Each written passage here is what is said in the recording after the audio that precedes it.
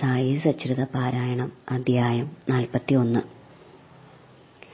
കഴിഞ്ഞ അധ്യായത്തിൽ പറഞ്ഞ സംഭവത്തിനു ശേഷം 9 കൊല്ലം കഴിഞ്ഞ് ആലി മുഹമ്മദ് ഹേമന്ത് പാന്തിനെ കാണാനിടവരികയും താഴെ വിവരിക്കുന്ന കഥ പറയുകയും ചെയ്തു.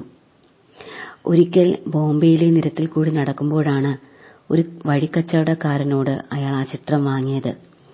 പിന്നീടത് ചില്ലിട്ട് അയാളുടെ ബാന്ദ്രയിലുള്ള വീടിന്റെ ചുവരിൽ തൂക്കി.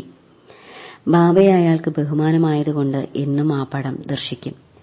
ഹേമന്ത് പാന്തിന് ഈ ചിത്രം കൊടുക്കുന്നതിന് 3 മാസങ്ങൾക്ക് മുമ്പ് അയാളുടെ കാലിൽ ഒരു കുരു വന്ന് വീർത്ത് കഷ്ടത്തിലായി. ഒരു ഓപ്പറേഷനും കഴിച്ച അയാളുടെ അളിയൻ നൂർ മുഹമ്മദ് പീർ ഭായിയുടെ ബോംബെയിലുള്ള വീട്ടിൽ കിടപ്പായി. ഈ 3 മാസക്കാലവും ബാന്ദ്രയിലുള്ള അയാളുടെ വീട് പൂട്ടിക്കിടക്കുകയായിരുന്നു. ആരും അവിടെ താമസമുണ്ടായിരുന്നില്ല. പ്രശസ്തനായ ബാബ അബ്ദുൾ റഹിമാൻ, മൗലാന സാഹിബ് മുഹമ്മദ് ഹുസൈൻ, ബാബ സായി, ബാബ താജുദ്ദീൻ മുതലായ സിദ്ധയോഗികളുടെ ചിത്രങ്ങൾ മാത്രമേ അവിടെ ഉണ്ടായിരുന്നുള്ളൂ. കാലം ഈ ചിത്രങ്ങളെയും ഒഴിവാക്കിയില്ല. അയാൾ സുഖക്കേടായി ബാന്ദ്രയിൽ കിടപ്പാണ്. എന്തിനാണ് ബാന്ദ്രയിലുള്ള ചിത്രങ്ങൾ ദുരിതം അനുഭവിക്കുന്നത്? അവയ്ക്കും ജനന മരണങ്ങൾ ഉണ്ടായിരിക്കുമെന്ന് തോന്നുന്നു. ബാബയുടെ ചിത്രമൊഴികെ എല്ലാം ചിതൽ തിന്ന് നശിപ്പിച്ചു കളഞ്ഞിരുന്നു. എങ്ങനെ ബാബയുടെ ചിത്രം ഒഴിവായി എന്നറിയില്ല. അത് സന്യാസിയുടെ മഹൽ ശക്തിയെ കാണിക്കുക മാത്രമല്ലാതെ മറ്റൊന്നുമല്ല. അയാൾക്ക് മുഹമ്മദ് ഹുസൈൻ താരിയ തോപ്പാൻ ഒരിക്കൽ ഫക്കീർ ബാബ അബ്ദുൾ റഹിമാന്റെ ഒരു ചിത്രം കൊടുത്തിരുന്നതാണ്. അത് അയാളുടെ അളിയൻ നൂർ മുഹമ്മദ് പീർ ഭായിക്ക് കൊടുത്തു. അങ്ങനെ ആ ചിത്രം മേശവലിപ്പിൽ 8 വർഷങ്ങളോളമായി കിടക്കുകയായിരുന്നു. ഒരിക്കൽ അത് പീർ ഭായി കണ്ട് ഒരു ഫോട്ടോഗ്രാഫറുടെ കയ്യിൽ കൊടുത്ത് ആൾ വലിപ്പത്തിൽ എൻലാർജ് ചെയ്യിച്ച് എല്ലാ ബന്ധുക്കൾക്കും ഓരോ കോപ്പി കൊടുത്തു. അതാണ് ബാന്ദ്രയിലെ വീട്ടിൽ വെച്ചിരുന്നത്. നൂർ മുഹമ്മദ് ഫക്കീർ അബ്ദുൾ റഹിമാന്റെ ശിഷ്യനായിരുന്നു. ഒരു പടം അദ്ദേഹത്തിന് തുറന്ന ദർബാറിൽ വെച്ച് കൊടുത്തപ്പോൾ ഗുരു കോപിച്ച് അയാളെ തല്ലാൻ ഓടിയെത്തുകയും പുറത്താക്കുകയും ചെയ്തു. അയാൾക്ക് വളരെ വ്യസനവും നിരാശയും തോന്നി. അയാൾക്ക് കുറെ പണം ചെലവായതിനു പുറമെ ഗുരുവിന്റെ കോപവും നേരിടേണ്ടി വന്നു. ഗുരുവിന് വിഗ്രഹാരാധന ഇഷ്ടമല്ലാത്തതിനാൽ അയാൾ ചിത്രവും എടുത്ത് അപ്പോളെ ബന്ദറിയിൽ പോയി. ഒരു ബോട്ട് കൂലിക്കെടുത്ത് നടുകടലിലേക്ക് പോയി അവിടെ കടലിൽ ചിത്രം വലിച്ചെറിഞ്ഞ് വെള്ളത്തിൽ താഴ്ത്തി. അയാൾ പടം കൊടുത്തിരുന്ന എല്ലാ ബന്ധുക്കളോടും അവ തിരിച്ചു വാങ്ങി. ഒട്ടാകെ 6 പടങ്ങൾ ഒരു മീൻപിടുത്തക്കാരനെ ഏർപ്പാട് ചെയ്ത് ബാന്ദ്രയിൽ വെച്ച് കടലിൽ ഇടിച്ചു. അന്നേരം ആലി മുഹമ്മദ് അയാളുടെ വീട്ടിൽ കിടപ്പിലായിരുന്നു. അയാളോട് എത്രയും വേഗം ഫക്കീർമാരുടെ ചിത്രങ്ങൾ കടലിൽ മുക്കിക്കളയുന്നുവോ അത്രയും വേഗം അയാൾക്ക് സുഖപ്പെടുമെന്ന് ഉപദേശിക്കുകയും ചെയ്തു. അത് കേട്ട് ആലി മുഹമ്മദ് അയാളുടെ മാനേജരെ അയച്ച് ബാന്ദ്രയിലെ വീട്ടിൽ നിന്ന് എല്ലാ പടങ്ങളും എടുപ്പിച്ച് കടലിലിടുകയും ചെയ്തു. ആലി മുഹമ്മദ് 2 മാസങ്ങൾ കൂടി കഴിഞ്ഞു വന്നപ്പോൾ ബാബയുടെ പടം മാത്രം ചുമരിൽ കണ്ട് അതിശയിച്ചു പോയി. അയാൾക്ക് അയാളുടെ മാനേജർ ഈ പടം മാത്രം എടുക്കാത്തതിന് കാരണം മനസ്സിലായില്ല. ഉടനെ അതെടുത്തു മാറ്റി അലമാരയിൽ വെച്ചു. അയാളുടെ അളിയനോ മറ്റോ കണ്ടാൽ ഉടനെ അത് നശിപ്പിക്കുമായിരുന്നു എന്ന് തോന്നി. ഇനി എന്തു ചെയ്യണമെന്നും ആരാണത് കേടുവരുത്താതെ സൂക്ഷിക്കുക എന്നും ചിന്തിച്ചുകൊണ്ടിരിക്കുമ്പോൾ സായി ബാബ തന്നെ നിർദ്ദേശിച്ച പോലെ മൗലാന ഇസ്മു മുജാവറിനോട് അഭിപ്രായം ചോദിക്കുന്നതാണ് നല്ലതെന്ന് അയാൾക്ക് തോന്നി. അങ്ങനെ മൗലാനയെ കണ്ട് വിവരങ്ങളെല്ലാം പറഞ്ഞു. അവർ 2 പേരും കൂടി ആലോചിച്ച് ചിത്രം ഹേമന്ത് പാന്തിന് കൊടുത്താൽ വേണ്ട പോലെ സൂക്ഷിച്ചുകൊള്ളുമെന്ന് നിശ്ചയിച്ച് 2 പേരും കൂടി ഹേമന്ത് പാന്തിന്റെ വീട്ടിൽ അവസരോചിതമായി ചിത്രം കൊണ്ടുവന്നതാണ്. ഈ കഥ ബാബയ്ക്ക് ഭൂതവും ഭാവിയും വർത്തമാനവും ഒരുപോലെ അറിയാമായിരുന്നുവെന്നും കാര്യങ്ങൾ സമർത്ഥമായി കൈകാര്യം ചെയ്തു ഭക്തന്മാരുടെ ഇംഗിതങ്ങൾ സാധിപ്പിച്ചു കൊടുക്കുന്നു എന്നും ഉള്ളതാണ് കാണിക്കുന്നത്. അടുത്ത കഥ ആധ്യാത്മികമായ ഏത് പരിശ്രമവും ബാബയ്ക്ക് ഇഷ്ടമായിരുന്നുവെന്നും അതിലുള്ള എല്ലാ തടസ്സങ്ങളും നീക്കം ചെയ്ത് ബാബ ഭക്തന്മാരെ സഹായിച്ചിരുന്നുവെന്നും തെളിയിക്കുന്നതാണ്. കീറത്തുണി മോഷണവും ജ്ഞാനേശ്വരി പാരായണവും. ദഹനുവിലെ മംലന്ദാറായിരുന്ന ബീവി ദേവിന് ജ്ഞാനേശ്വരി വായിക്കണമെന്ന ആഗ്രഹമുണ്ടായിരുന്നു. ജ്ഞാനേശ്വരി എന്നത് ജ്ഞാനേശ്വരന്റെ മറാത്തിയിലുള്ള പ്രശസ്തമായ ഗീതാവ്യാഖ്യാനമാണ്. അയാൾ നിത്യവും ഗീതയിൽ നിന്നൊരധ്യായവും മറ്റു പുസ്തകങ്ങളിൽ നിന്ന് ഓരോ ഭാഗവും വായിക്കുമെങ്കിലും ജ്ഞാനേശ്വരി കയ്യിലെടുത്താൽ എന്തെങ്കിലും തടസ്സം നേരിട്ട് അത് വായിക്കാൻ കഴിയാതെ പോകലാണ് പതിവ്. അയാൾ ലീവെടുത്ത് ഷിർദിയിൽ വന്ന് കുറച്ചു ദിവസം കഴിഞ്ഞ് പൗണ്ടിലുള്ള സ്വന്തം വീട്ടിലേക്ക് വിശ്രമത്തിനായി പോയി. അവിടെ വെച്ച് മറ്റു പുസ്തകങ്ങൾ വായിക്കാൻ കഴിയുമെങ്കിലും ജ്ഞാനേശ്വരി കയ്യിലെടുത്താൽ ദുർവിചാരങ്ങളോ മറ്റോ മനസ്സിലുദിച്ച് വായിക്കാൻ കഴിയാതെ വരികയും ചെയ്യുമായിരുന്നു പതിവ്. എത്ര പരിശ്രമിച്ചാലും മനസമാധാനത്തോടുകൂടി കുറച്ചു വരികൾ പോലും വായിക്കാൻ കഴിയില്ല. അങ്ങനെ ആയപ്പോൾ ബാബ തന്റെ മനസ്സിൽ ആ പുസ്തകത്തിന്മേൽ പ്രീതി വരുത്തുന്നത് വരെ ആ പുസ്തകം തുറക്കുക പോലുമില്ലെന്ന് അയാൾ മനസ്സാ നിശ്ചയിച്ചു. പിന്നീട് 1914 ഫെബ്രുവരിയിൽ അയാൾ കുടുംബസമേതം ഷിർദിയിലേക്ക് പോയി. അവിടെ വെച്ച് ജോഗ് അയാളോട് ജ്ഞാനേശ്വരി പാരായണം ചെയ്യലുണ്ടോ എന്ന് ചോദിച്ചു. ദേവ് അതിന് താൻ വായിക്കാൻ ശ്രമിച്ചാൽ ശരിയാവുന്നില്ലെന്നും ബാബ നിയോഗിക്കുമ്പോൾ മാത്രമേ ഇനി വായിക്കാൻ തുടങ്ങൂ എന്നും മറുപടി പറഞ്ഞു. ജോഗ് അതിന് ആ പുസ്തകത്തിന്റെ ഒരു പ്രതി ബാബയുടെ കൈവശം കൊടുത്ത് ബാബയുടെ സ്പർശനത്താൽ പാവനമാക്കി തിരികെ വാങ്ങിച്ചു വായിക്കുവാൻ നിർദ്ദേശിച്ചു. തന്റെ ആശയം ബാബയ്ക്ക് അറിയാവുന്നതുകൊണ്ട് അതിന്റെ ആവശ്യമില്ലെന്ന് ദേവ് മറുപടിയും പറഞ്ഞു.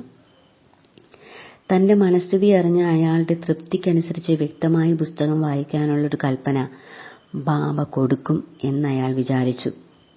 ദേവ് പിന്നീട് ബാബയെ ദർശിച്ച് 1 ഉറുപ്പിക ദക്ഷിണ കൊടുത്തു. ബാബ 20 രൂപ ചോദിച്ചത് അയാൾ കൊടുത്തു. രാത്രിയിൽ ബാലക് റാം എന്നൊരാളെ കണ്ടപ്പോൾ അയാൾക്ക് എങ്ങനെ ബാബയുടെ അനുഗ്രഹവും ഭക്തിയും സിദ്ധിച്ചു എന്ന് ചോദിച്ചു. ബാലക് റാം ആ വക വിവരം പിറ്റേ ദിവസത്തെ ആരതിക്ക് ശേഷം പറയാമെന്നും പറഞ്ഞു. അടുത്ത ദിവസം ദേവ് ദർശനത്തിന് പോയപ്പോൾ ബാബ 20 രൂപ ദക്ഷിണ ചോദിച്ചത് അയാൾ സന്തോഷത്തോടുകൂടി കൊടുത്തു. മസ്ജിദിൽ ധാരാളം ജനക്കൂട്ടമുണ്ടായിരുന്നതിനാൽ ദേവ് പോയി ഒരു മൂലക്കിരുന്നു. ബാബ അയാളോട് അടുത്ത് വന്ന് മനഃശാന്തിയോടെ ഇരിക്കാൻ പറഞ്ഞത് അയാൾ അനുസരിച്ചു. പിന്നീട് മധ്യാഹ്ന ആരതി കഴിഞ്ഞ ശേഷം ജനങ്ങളെല്ലാം പിരിഞ്ഞതിൽ പിന്നെ ദേവ് ബാലക് റാമിനെ കണ്ട് എങ്ങനെയാണ് അയാൾ ബാബയെ കണ്ടതെന്നും ബാബ എന്തു പറഞ്ഞുവെന്നും എങ്ങനെയാണ് ധ്യാനം പഠിപ്പിച്ചതെന്നും മറ്റും ചോദിച്ചു. ബാലക് റാം മറുപടി പറയാൻ തുടങ്ങുമ്പോഴേക്കും ബാബ ചന്ദ്രു എന്നു പേരായ കുഷ്ഠരോഗിയായൊരു ഭക്തനെ അയച്ച് ദേവിനെ വിളിപ്പിച്ചു. ദേവ് അടുത്ത് വന്നപ്പോൾ ആരോട് എന്തായിരുന്നു അന്വേഷിച്ചിരുന്നതെന്ന് ചോദിച്ചു. ദേവ് അതിന് അയാൾക്ക് ബാലക് റാമിനോട് സംസാരിച്ചുവെന്നും അയാളിൽ നിന്ന് ബാബയുടെ കീർത്തി കേട്ടുവെന്നും പറഞ്ഞു. ബാബ വീണ്ടും 25 രൂപ കൂടി ദക്ഷിണ ചോദിച്ചത് ദേവ് സന്തോഷത്തോടെ കൊടുത്തു. പിന്നെ ബാബ അയാളെ അകത്തു കൊണ്ടുപോയി തൂണിൽ ചാരിയിരുന്നു. അയാൾ ഇപ്രകാരം കുറ്റപ്പെടുത്തി: നീ എന്റെ കീറ തുണികൾ എന്റെ അറിവില്ലാതെ മോഷ്ടിച്ചു. ദേവ് അതിനെപ്പറ്റി തനിക്കൊന്നും അറിയില്ലെന്ന് പറഞ്ഞപ്പോൾ ബാബ തിരഞ്ഞു നോക്കാൻ പറഞ്ഞു. ദേവ് തിരഞ്ഞു നോക്കിയിട്ട് കണ്ടില്ല. അപ്പോൾ ബാബ കോപിച്ചു പറഞ്ഞു: ഇവിടെ മറ്റാരുമില്ല, നീ തന്നെയാണ് കള്ളൻ. ഇത്ര നരച്ച് വയസ്സായ നീ ഇവിടെ കക്കാൻ വന്നിരിക്കുകയാണ്. ബാബ ഇതും പറഞ്ഞ് വളരെയധികം കോപിച്ച് കണ്ടമാനം ചീത്ത പറഞ്ഞു. ദേവ് നിശബ്ദനായി നോക്കിയിരുന്നു. തനിക്ക് അടി കിട്ടുമെന്ന് പോലും അയാൾ കരുതി. 1 മണിക്കൂർ ഇങ്ങനെ കഴിഞ്ഞു. ബാബ അയാളോട് വാടയിലേക്ക് പൊക്കൊള്ളാൻ പറയുകയും ചെയ്തു. അയാൾ വാടയിലേക്ക് മടങ്ങി ജോഗിനോടും ബാലക് റാമിനോടും സംഭവിച്ചതെല്ലാം പറഞ്ഞു. വൈകുന്നേരം ബാബ ദേവിനെയും ബാക്കി എല്ലാവരെയും വരാൻ പറഞ്ഞയച്ചു വരുത്തി. അവരോടായി തന്റെ വാക്കുകൾ ആ വൃദ്ധനെ വേദനിപ്പിച്ചിട്ടുണ്ടാവുമെങ്കിലും അയാൾ കളവ് നടത്തിയതുകൊണ്ട് പറയാതിരിക്കാൻ നിവർത്തിയില്ലെന്നും പറഞ്ഞു. ബാബ വീണ്ടും 12 രൂപ കൂടി ചോദിച്ചത് പലരോടും കൂടി വാങ്ങി ബാബയ്ക്ക് കൊടുത്ത് സാഷ്ടാംഗ പ്രണാമം ചെയ്തു. പിന്നീട് ബാബ നിർദ്ദേശിച്ചു: നിത്യവും ജ്ഞാനേശ്വരി വായിക്കണം. വാടയിൽ പോയിരുന്ന് നിത്യവും ഓരോ ഭാഗവും വായിച്ച് വായിക്കുന്ന ഭാഗം അവിടെയുള്ളവർക്ക് ഭക്തിയോടും സ്നേഹത്തോടും കൂടി വ്യാഖ്യാനിച്ചു കൊടുക്കുക. ഞാനിവിടെ ഇരിക്കുന്നത് ഒരു ഒന്നാന്തരം സുവർണ കമ്പളം തന്നെ തരാനാണ്. പിന്നെ എന്തിന് കണ്ടവരോട് കീറ തുണി മോഷ്ടിക്കുന്നു? എന്തിനാണ് ഈ മോഷണ സ്വഭാവം വളർത്തുന്നത്? ദേവ് ബാബയുടെ വാക്ക് കേട്ട് സംതൃപ്തനായി. അയാളോട് ജ്ഞാനേശ്വരി വായിക്കാൻ കൽപ്പിക്കുകയും ചെയ്തുവല്ലോ. അയാൾക്ക് വേണ്ടത് കിട്ടി എന്ന് ആലോചിച്ച് സന്തുഷ്ടനായി. അന്നു മുതൽ ഭക്തിപൂർവം വായന തുടങ്ങാൻ നിശ്ചയിച്ചു. അയാൾ വീണ്ടും ബാബയെ നമസ്കരിച്ച് തന്നെ ഒരു കുട്ടിയെപ്പോലെ കരുതി വായനയിൽ സഹായിക്കണമെന്നപേക്ഷിച്ചു. ബാബ കീറത്തുണി മോഷ്ടിക്കൽ എന്ന് പറഞ്ഞതിന്റെ പൊരുൾ അയാൾക്ക് മനസ്സിലായി. അയാൾ ബാലഗ്രാമിനോട് ചോദിച്ചതാണ്.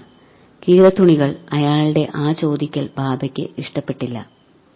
സായി ബാബ തന്നെ എല്ലാ ചോദ്യത്തിനും മറുപടി പറയാൻ തയ്യാറായിരിക്കെ അന്യരോട് വേണ്ടാത്തത് ചോദിക്കുന്ന സ്വഭാവം സായി ബാബയ്ക്ക് പിടിച്ചില്ല. അതാണ് ചീത്ത പറയാൻ കാരണം. ദേവൻ അയാളെ ചീത്ത പറഞ്ഞു എന്നല്ല തോന്നിയത്. ബാബ എല്ലാ സംശയങ്ങളും തീർത്തു കൊടുക്കാൻ തയ്യാറാണെന്നും മറ്റുള്ളവരോട് വെറുതെ ചോദിക്കേണ്ട കാര്യമില്ലെന്ന് വ്യക്തമാക്കിയതാണെന്നും അയാൾ വിശ്വസിച്ചു. ഈ അധിക്ഷേപങ്ങളെ ബാബയുടെ പൂക്കളും അനുഗ്രഹങ്ങളുമായി കരുതി സന്തുഷ്ടിയോടും സംതൃപ്തിയോടും കൂടി വീട്ടിലേക്ക് മടങ്ങി. സംഗതി അവിടെ അവസാനിച്ചില്ല. വായിക്കാനുള്ളൊരു കൽപ്പന കൊടുക്കലോടുകൂടി ബാബ നിർത്തിയില്ല. ഒരു കൊല്ലത്തിനകം ബാബ ദേവിന്റെ അടുക്കൽ പോയി എത്ര കണ്ടു പുരോഗമിച്ചു എന്നന്വേഷിച്ചു. 1914 ഏപ്രിൽ 2 വ്യാഴാഴ്ച കാലത്ത് ബാബ അയാൾക്കൊരു സ്വപ്ന ദർശനം നൽകി. ബാബ ഉയർന്ന കോലായിലിരുന്ന് അയാളോട് ജ്ഞാനേശ്വരി മനസ്സിലായോ എന്ന് ചോദിച്ചു. ദേവ് ഇല്ല എന്ന് പറഞ്ഞു. ബാബ, എന്നാലിനി എന്നാണ് മനസ്സിലാക്കാൻ പോകുന്നത്? ദേവ് കരഞ്ഞുകൊണ്ട് പറഞ്ഞു. അവിടുന്ന് അനുഗ്രഹിക്കാത്തിടത്തോളം വായന ഒരു വെറും ശല്യവും മനസ്സിലാക്കാൻ വളരെ പ്രയാസമുള്ളതുമായിരിക്കും. ഞാനിത് തീർത്തു പറയുകയാണ്. ബാബ, വായിക്കുമ്പോൾ നീ തിരക്കായി വായിക്കുന്നു. സാവധാനത്തിൽ എന്റെ മുന്നിലിരുന്ന് വായിക്കുക. ദേവ്, ഞാൻ എന്താണ് വായിക്കേണ്ടത്? ബാബ, അധ്യാത്മം വായിക്കൂ. ദേവ് പുസ്തകം കൊണ്ടുവരാൻ തുടങ്ങുമ്പോഴേക്കും ഉണർന്നുപോയി. ഈ ദർശനത്തിന് ശേഷം എത്രമാത്രം ആനന്ദവും സന്തോഷവുമാണ് ദേവിനുണ്ടായതെന്ന് വായനക്കാർ അനുമാനിച്ചാൽ മതി. ഓം സായിറാം. ശ്രീ സായിയെ നമിക്കുവിൻ. ലോകശാന്തി ഭവിക്കട്ടെ. ഓം സായിറാം. ഓം സായിറാം. ഓം സായിറാം. ആരതി. ഓ സായി ബാബ, ജീവന്മാർക്ക് ആനന്ദം പ്രദാനം ചെയ്യുന്ന അവിടത്തേക്ക് ഞങ്ങൾ ആരതി കാണിക്കുന്നു. അവിടുത്തെ ദാസന്മാരും ഭക്തന്മാരുമായ ഞങ്ങൾക്ക് അവിടുത്തെ പാദരേണുക്കളിൽ വിശ്രമം തന്നാലും ആശകളെ ദഹിപ്പിച്ച് അവിടുന്ന് ബ്രഹ്മത്തിൽ ലയിച്ച് ഭഗവാനെ അനേഷകർക്ക് കാണിച്ചു കൊടുക്കുന്നു. ഓരോരുത്തരുടെ ഭക്തിയുടെ തീക്ഷ്ണത അനുസരിച്ച് അവിടുന്ന് അനുഭൂതികളും അനുഭവങ്ങളും പ്രദാനം ചെയ്യുന്നു. കരുണാഹൃദയ ഭഗവാന്റെ ശക്തി അത്തരത്തിലുള്ളതാണ്. അവിടുത്തെ പേരിൽ ധ്യാനിച്ചാൽ സംസാര ഭയം അകന്നു പോകുന്നു. അവിടുത്തെ പ്രവർത്തന പദ്ധതി അനിർവർണ്ണനീയമാണ്. അവിടുന്ന് സദാ ദരിദ്രരെയും നിസ്സഹായരെയും സഹായിക്കുന്നു. ഈ കലിയുഗത്തിൽ സർവന്തരാമിയായ ദത്തൻ സഗുണബ്രഹ്മമായി അവതരിച്ചതാണ് അവിടുന്ന്. വ്യാഴാഴ്ച തോറും അങ്ങയുടെ അടുക്കൽ വരുന്ന ഭക്തന്മാരുടെ സംസാര ഭയം അകറ്റി അവരെ ഭഗവത് പാദങ്ങളെ കാണുമാറാക്കിയാലും. ഹേ ദേവാദിദേവ, എൻ്റെ ധനസഞ്ചയം അവിടുത്തെ പാദസേവയായി തീരട്ടെ. കാർമേഘം ചാതകപ്പക്ഷിക്ക് ശുദ്ധജലപാനം ചെയ്യാൻ നൽകുന്നത് പോലെ മാധവനെയും ആനന്ദത്തെ പാനം ചെയ്യിച്ച് അവിടുത്തെ വാക്കുകൾ പരിപാലിച്ചാലും. ആമേൻ. ശ്രീ സായിയെ നമിക്കുവിൻ. ലോകശാന്തി ഭവിക്കട്ടെ. ഓം സായിറാം. ഓം സായിറാം. ഓം സായിറാം.